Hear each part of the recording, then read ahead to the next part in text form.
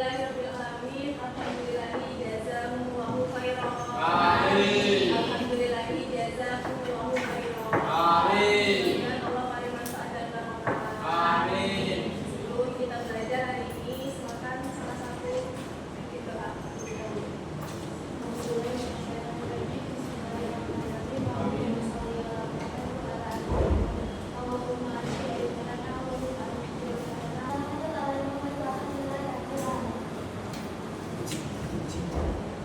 absen dulu ya, Mas Solim yang hadir bisa jawab hadir, kemudian angkat tangannya, oke? Adis Fahri Zulfian, Hadir. Akananda Zaini Safira, Alifia Naswa Jainesa, Ananda Reza Abdi, Aidin Khalifani, Bahrul Alam Akbar. Ya. Hah? Ya. Latihan. Tes ya? Apa ini?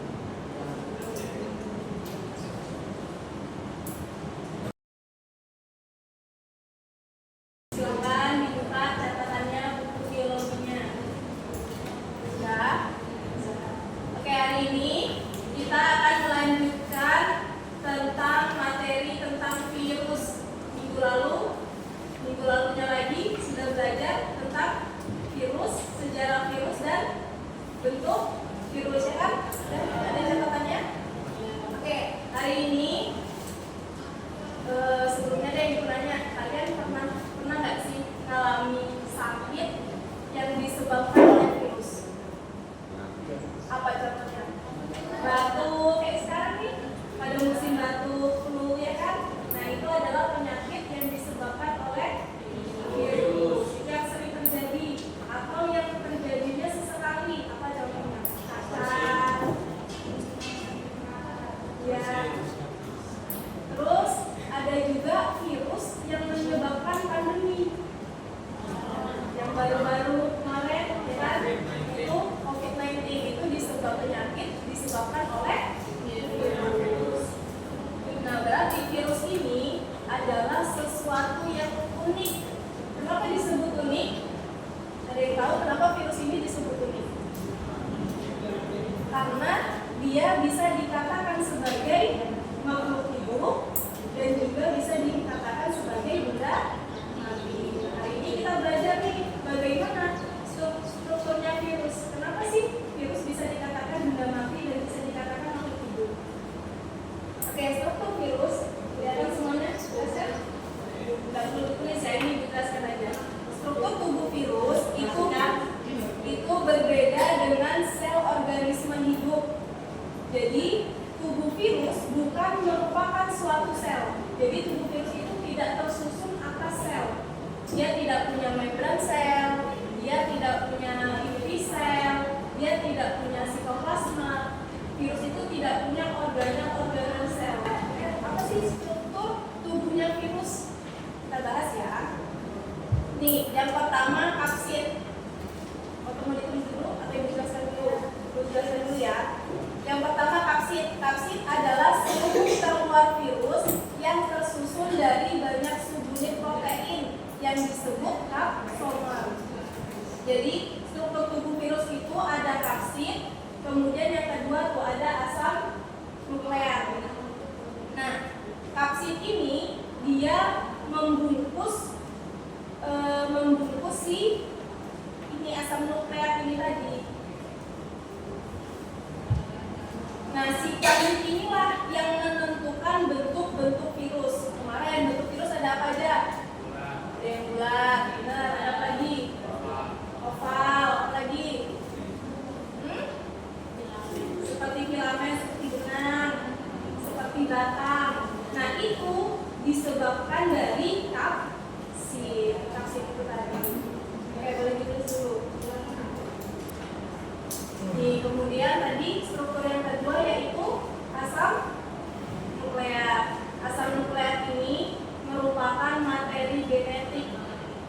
Materi genetik yang dipunya oleh si virus. Asam nukleat ini yang dia bisa menginfeksi sel inangnya. Ketika dia menempel pada sel kemudian menginfeksi pak sel inangnya. Asam nukleat itu terdiri atas DNA saja atau RNA saja. Contohnya nih seperti apa ini? Ada yang tahunya Kak? Virus apa? Virus bakteriofag. Bakteriofag ini virus pemakan bakteri. Ini dia memiliki asam nukleat yaitu DNA. Kalau ini virus TFV, dia hanya memiliki RNA saja.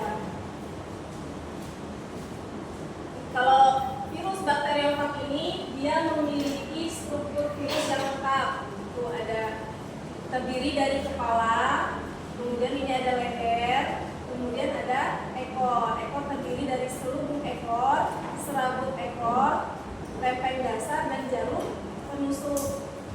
Jadi ketika dia bakteriofag ini dia menempel pada sel inang, berarti serabut ekornya dia menempel pada sel inang, kemudian jarum penusuk itu melepaskan materi genetik yang dia punya, melepaskan DNA-nya itu melalui jarum penusuknya itu. Paham sampai sini? Boleh dicatat di gambar. Oh, kalian mau catat dulu.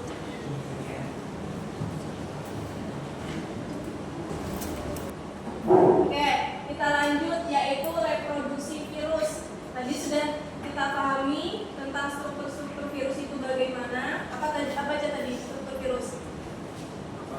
Kepala, leher, dan ekor.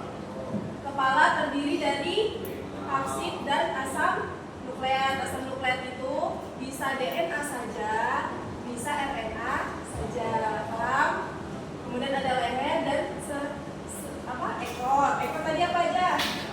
Ada selubung ekor, serabut ekor, lempeng dasar dan jarum penusuk. Kalau jarum penusuk tadi apa? Untuk mentransfer si asam nukleatnya itu tadi, materi genetiknya tadi ke sel inangnya. Paham? Terus kita lanjut, bagaimana sih reproduksi virus saat dia menempel pada sel inangnya? Ini Bu jelaskan aja ya, aku catat.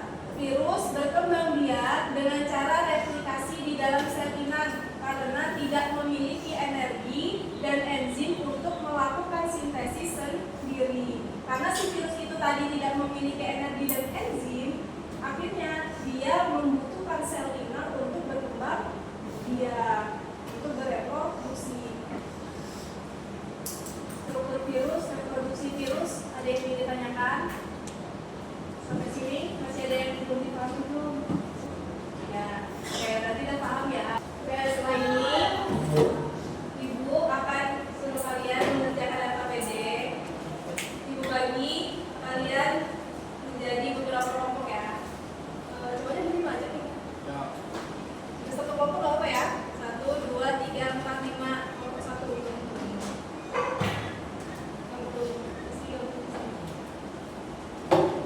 Kemudian ceweknya kelompok 4. 1, 2, 3, 4. 1, 2, kelompok 2 ya. 2, 3, 4, kelompok 2. Oke. 1, 2, 3, 4, kelompok 3. 1, 2, 3, 4, 5. Kelompok berapa tadi? 5 ya? Kelompok kan?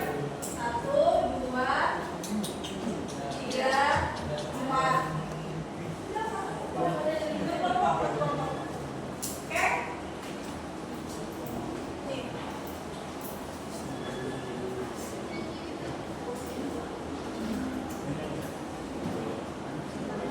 Jadi bagi dulu sama kelompoknya. Bagi dulu sama kelompoknya. Buat sekarang. Ayo. Ada depan dulu sama kelompoknya. Ayo. Coba deh. Oke, sebelum kerjakan LKPD, kita ice breaking dulu. Oke, jadi perhatikan Ibu, ice breakingnya yaitu kalau Ibu bilang sakit, pegang perutnya. Kalau Ibu bilang sikut, pegang sikutnya. Kalau Ibu bilang